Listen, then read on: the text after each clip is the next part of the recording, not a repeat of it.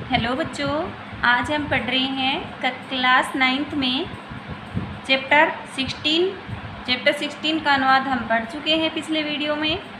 इस वीडियो में हम पढ़ेंगे इसका अभ्यास प्रश्नाह। हमारे चैप्टर का नाम है क है बलवान कौन है, बलवान क है। तो इसका अभ्यास शुरू करने से पहले मेरा आप सभी से निवेदन है कि जिन बच्चों ने अभी तक मेरा चैनल लाइक और सब्सक्राइब नहीं किया है तो प्लीज़ मेरा चैनल लाइक और सब्सक्राइब कीजिए ताकि आने वाली वीडियो आपको समय समय पर मिलती रहे। तो आइए हम शुरू करते हैं अपना अभ्यास प्रश्न। सबसे पहले है विकल्पात्मक प्रश्न। आश्रम है कस्या नदाः तीरे आसीत्। आश्रम किस नदी के किनारे था? तो कौन सी नदी के किनारे था? वो गंगा तीरे।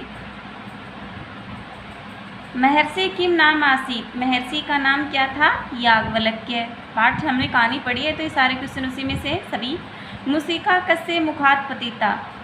जो चूहिया थी वो किसके मुख से गिरी थी? वो गिरी थी शयनस्य, एक बाज के मुख से।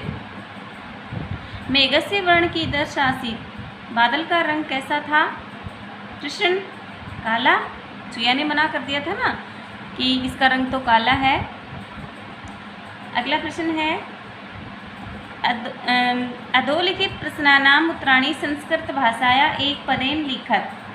हमें इनके उत्तर एक पद में लिखने हैं। सबसे पहले अति लघुतरात्मक प्रश्न है याज्ञवल्क्य करुणया मूषिकाम कुत्र नीतवान। याज्ञवल्क्य उस करुणा पूरित होकर चूहिया को कहाँ लेके गया था? अपने आश्रम में लेके गया था ना, तो इसमें आ जाएगा आश्रमम। महर्षि मंत्र बलेन किम कर्तवान। महर्षि ने अपने मंत्र के बल से क्या किया? कन्याम। कन्याम आ जाएगा, कन्याम, क्योंकि उसने चूहिया को एक लड़की बना दिया था। याज्ञवल्क्य कन्या कथम पालितवान। याज्ञवल्क्य ने उस लड़की को कैसे पाला था? अपनी पुत्री के समान। तो सौ पुत्रीम इव मानी समान या तरह है। महर्षि प्रथम केन सह कन्याया विवाहम इष्टवान। महर्षि ने सबसे पहले उसका विवाह किससे करने की इच्छा की थी? सूर्य के साथ की थी ना, सूर्यण आ जाएगा। अगला प्रश्न है अधोलिखित प्रश्नानाम उत्तराणि संस्कृत भाषायाम पूर्ण वाक्य लिखत। यानी इनका उत्तर हमें पूरे वाक्य में लिखना है। तो पहला है ऋषि ही सूर्यम किम पृष्ठवान। ऋषि ने सूर्य से क्या पूछा? इसका उत्तर आएगा भगवान भवत अपेक्षया उत्तम वरः कः इति ऋषि सूर्यम पृष्ठवान। कि हे भगवान सूर्य, आपसे श्रेष्ठ कौन है? मूषक पर्वतस्य किम करोति। मुस्कः पर्वतस्य किम करोति। चूहे पर्वत पर क्या करते हैं? तो इसका उत्तर हम लिखेंगे मुस्कः पर्वतस्य शरीरे सर्वत्र बिलम करोति। इसके शरीर पर सब जगह बिल कर देते हैं। किम की जगह हम यहाँ लिख देंगे शरीरे सर्वत्र बिलम। तो आ जाएगा मुस्कः पर्वतस्य शरीरे सर्वत्र बिलम करोति। अगला है कन्याया विवाह केन सह अभवत्। लड़की का विवाह किसके साथ हुआ? तो केन की जगह यहाँ आ जाएगा मुस्केन। कन्याया विवाह मुस्केन सह अभवत्। पूरे वाक्य में हो जाएगा। अगला प्रश्न है हमारा ऋषि मुस्कम आहूय पुत्रीम किम पृष्ठवान। ऋषि ने चूहे को बुलाकर अपनी पुत्री से क्या पूछा? क्या पूछा था कि क्या आप इससे विवाह करोगी? भवती एनम परिणेष्यति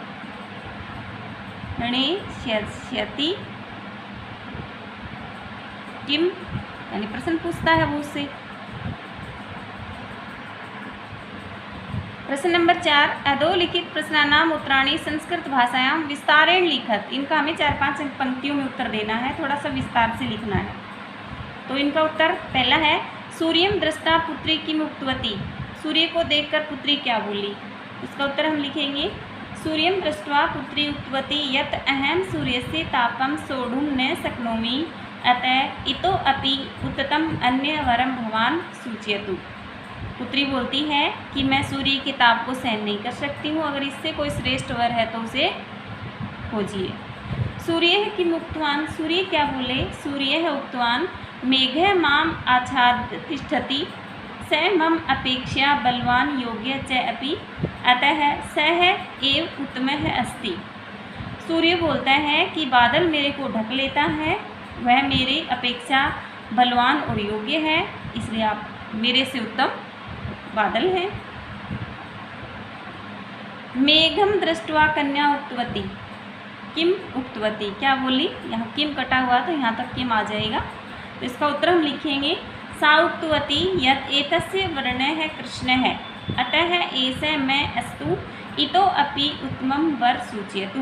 वह बोलती है कि इसका रंग काला है, अतः एष मैं अस्तु, इसलिए मैं इसको नहीं चाहती, इसलिए कोई अच्छा वर ढूंढिए।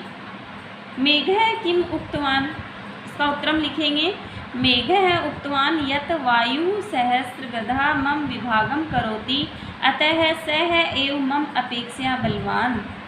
बादल बोलता है कि वायु मेरे को हजारों टुकड़ों में बिखेर देती है, मेरे भाग कर देती है, इसलिए वही मेरी अपेक्षा बलवान है। वायु किम उत्तरम दत्तवान, वायु क्या उत्तर देता है, वायु उत्तरम दत्तवान अहम पर्वतम कंपयितुम न शक्नोमि अतः पर्वतः एव बलवान। वायु बोलता है कि मैं पर्वत को कंपित नहीं कर सकता, इसलिए मेरे से बलवान पर्वत है। अगला प्रश्न है व्याकरणात्मक। सबसे पहले संधि या संधि विच्छेदम कृत्वा नाम अपि लिखत, नाम भी लिखना है। तो संधि वाला टॉपिक हम पढ़ चुके हैं पहले वीडियो में ग्रामर में, तो चलो इसको पूरा कर लेते हैं। श्रेयो भी वांछता, तो इसका हमें विच्छेद करना है, तो इसका विच्छेद श्रेयो भी वांछता, श्रेय है अभी वांछता, संधि कौन सी हो गई यहाँ पे हो गई विसर्ग संधि। विसर्ग संधि में ये उत्व संधि है। इतो अपि, इत है अपि, यहाँ भी विसर्ग संधि है, उत्व संधि है। तथा प्लस अपि, क्या जोड़ेंगे इसको, तथापि, तो कौन सी संधि हो गई, दीर्घ स्वर संधि, दीर्घ स्वर संधि। उक्तम प्लस च, इसको जोड़ेंगे तो क्या बन जाएगा, उक्त च। संधि यहाँ होगी व्यंजन, व्यंजन में कौन सी संधि है, अनुस्वार संधि, क्योंकि ऊपर इसमें ये अनुस्वार है, पांचवा व्यंजन है, पांचवा अनुस्वार। अगला है यद्यपि, इसका विग्रह करेंगे तो क्या हो जाएगा, यदि, आगे दे रखा है तो मैंने पहले लिख दिया, कोई बात नहीं आगे लिख देंगे। यदि प्लस अपि, तो इसका संधि क्या है, ई के बाद ए आए तो ई का यह बन जाता है, तो कौन सी संधि हो गई, यण हो गई, यण स्वर संधि। अगला प्रश्न है पाठे लिखितानि कत्वतु प्रत्यांत पदानि चित्वा लिखत। पाठ में से कत्वतु प्रत्यय को चुनकर लिखो। कत्वतु, कत्वतु प्रत्यय का वान शेष रहता है, वान मान रहकर वान बन जाता है, तो इसमें से हम लिख सकते हैं, पाठ के अनुसार लिखने हैं। तो देखो दृष्टवान भी आया है कई बार, दृष्टवान लिख, तो इसमें दृष्टवान लिख सकते हैं, नीतवान, पालितवान, इष्टवान, पृष्ठवान, उक्तवान, बलवान, ये जो हमारे पाठ का नाम ही है, गतवान। तो इस प्रकार इन शब्दों का इस पाठ में प्रयोग हुआ है। प्रश्न नंबर 7 में सोदाहरणम एकवचनम द्विवचन बहुवचन अनंत रूपाणी लिखत। उदाहरण के अनुसार हमें इनके तीनों वचन के रूप लिखने हैं, जैसे गत का गतवान, गतवंतौ, गतवंतः है, ये पुल्लिंग में है। ये स्त्रीलिंग में धावित दे रखा है, धावितवती, धावितवत्यो, धावितवतः है। तो इस प्रकार हमें लिखने हैं। श्रुत पुल्लिंग है, श्रुत पुल्लिंग है तो पुल्लिंग में एक वचन में हो जाएगा श्रुतवान, इसकी तरह ही होगा, तो श्रुतवंतौ, और बहुवचन में क्या हो जाएगा, श्रुतवन्तः है। फिर ज्ञात भी हमारा क्या है, पुल्लिंग ही है, तो ज्ञातवान यहाँ हो जाएगा ज्ञातवन्तौ, उदाहरण हमारा दे रखा है ऊपर, और यहाँ हो जाएगा ज्ञातवन्तः है। अगला है स्त्रीलिंग का उपविष्ट, तो ये हमें इसकी धावित की तरह बनाने हैं, तो उपविष्ट में आ जाएगा उपविष्टवती, उपविष्टवती एक वचन का, और द्विवचन में हो जाएगा उपविष्टवत्यौ,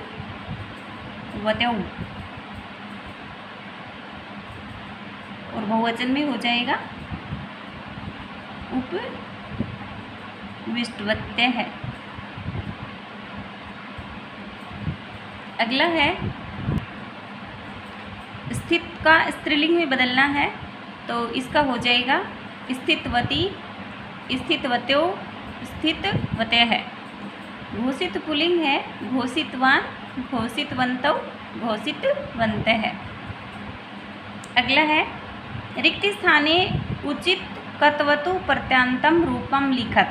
कत्वतु प्रत्यय अभी वान या मान, तो बालक है, पठितवान, क्योंकि बालक है पुल्लिंग है तो यहाँ आ जाएगा पठित। स है उक्तवान या उक्तवती, तो यहाँ क्या आ जाएगा उक्तवान, क्योंकि पुल्लिंग है। ऐसा, ऐसा क्या है स्त्रीलिंग है, तो क्या आ जाएगा पृष्ठवान या पृष्ठवती, पृष्ठवती आएगा। बालिका भी क्या है स्त्रीलिंग है, तो गतवान या गतवती, गतवती। जनाः पुल्लिंग है, तो धावितवन्तः या धावितवत्यः है, धावितवन्तः है, क्योंकि ये पुल्लिंग है। महिलाः पुल्लिंग, तो कृतवत्यः है, कृतवन्तः है, कर्तवृत्यः है आएगा यहाँ पे। अगला है अधो निर्दिष्टायां कथायां स्थानानि रिक्तस्थानानि कत्वतु प्रत्यानन्ते रूपै पूरयत। कत्वति प्रत्येक से हमें रूप पूरे करने हैं, तो करोति की जगह हम कर्तक्रिय धातु में कत्वतु प्रत्यय लगाएंगे तो बनेगा कृतवान। ये वाला टॉपिक हम व्याकरण में पढ़ चुके हैं, वीडियो में आप पीछे देख सकते हैं। अगला है आगच्छति, आगम धातु में लगाएंगे तो गतवान, और आ उपसर्ग लगा है तो क्या हो जाएगा आगतवान। ददाति, दा धातु है तो क्या हो जाएगा दत्वान। स्वीकरोति, स्वीकृत धातु है तो इसमें कत्वतु प्रत्यय जोड़ेंगे तो बन जाएगा स्वीकृतवान। ददाति फिर से आ गया है तो यहाँ ये ऊपर आया, ये सेम आएगा दत्वान, क्योंकि धातु वही है। अगला है सेवन्ते, सेवन्ते सेव धातु है तो ये आत्मनेपदी रूप आ गया। आत्मनेपदी रूप में सेवितवत्यः है, ये आपका बनेगा यहाँ पे। प्राप्नोति, यहाँ क्या बनाएगा प्राप्तवान। तो इसके साथ ही हमारा जो चैप्टर है वो समाप्त होता है। अगले वीडियो में हम इसका अगला चैप्टर पढ़ेंगे। तब तक के लिए सभी बच्चों को धन्यवाद।